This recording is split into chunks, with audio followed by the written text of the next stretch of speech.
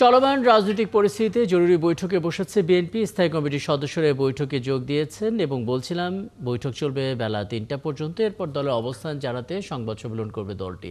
রাজধানী গুলশানে দলের চেয়ারপারসনের কার্যালয়ে এই সংবাদ সম্মেলনে কথা বলবেন মহাসচিব মির্জা ফখরুল ইসলাম আলমগীর এবং এরপর যে আছেন সেখানে সহকর্মী মাহিলা ইসলাম বাকি খবর জানাতে যুক্ত হচ্ছেন আমাদের সঙ্গে।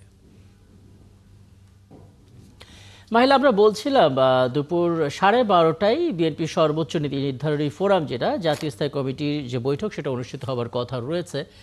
তো সেই হিসেবে ঠিক এই মুহূর্তে কি চলছে, নেতাকর্মীরা চলে এসেছেন কিনা একবার একটু জেনে নিতে চাই কি কি এজেন্ডা নিয়ে আসলে বৈঠকটা হবে। রাকিব, আপনাকে ধন্যবাদ।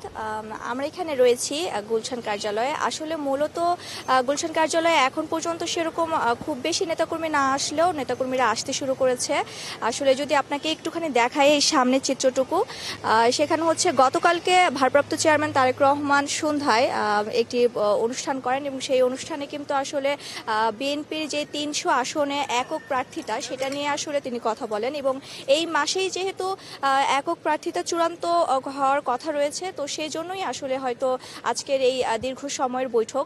এবং আজ এখন 11টা বাজে, এখন পর্যন্ত নেতাকর্মীদের ভিড় না হলেও কিছু সংখ্যক নেতাকর্মী ভেতরে প্রবেশ করেছে এবং আমরা স্থায়ী কমিটির সদস্য কিন্তু কেউ এখন পর্যন্ত আসেনি এখানে, আমরা দেখতে পাইনি।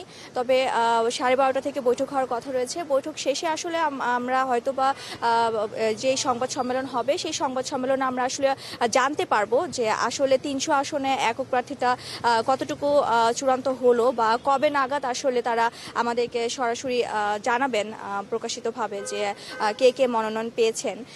কিন্তু ভারপ্রাপ্ত চেয়ারম্যান তারেক রহমান কিন্তু গতকালকে বলেছিলেন তাদের একটি অনুষ্ঠানে অনলাইনেও আসলে প্রবাসী যারা রয়েছে তারাও কিন্তু অনলাইনে ফর্ম কিনে তারা হচ্ছে মনোনয়ন নিতে পারবেন। তো সেই ক্ষেত্রে তিনি কিন্তু বলেছেন যে একটি একাধিক প্রার্থীর আশা থাকলেও আসলে সকল নেতাকর্মীদেরকে ধৈর্য ধারণ করতে এবং একক প্রার্থীটাই মনোনয়ন পাবে এবং সেটি মেনে নিয়েই বাকি যেই প্রার্থীরা রয়েছে তাদেরকে সহকর্মীকে সহযোগিতা করার আহ্বান জানান তিনি।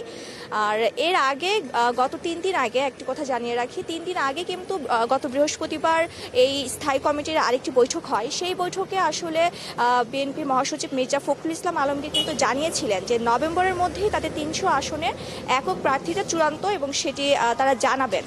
তো সেই বিষয়ে হয়তো আজকে অস্থায়ীভাবে এই বৈঠকটি করে হয়তো বা আমাদেরকে কিছু জানানো হবে। তো এখন পর্যন্ত নেতাকর্মীদের কোনো ভিড় নেই, তো আমাদের 12:30 পর্যন্ত অপেক্ষা করতে হবে এবং পরবর্তীতে হয়তো আমরা জানাতে পারবো যে আসলে বৈঠক শেষে কি হলো এবং কি চূড়ান্ত হলো।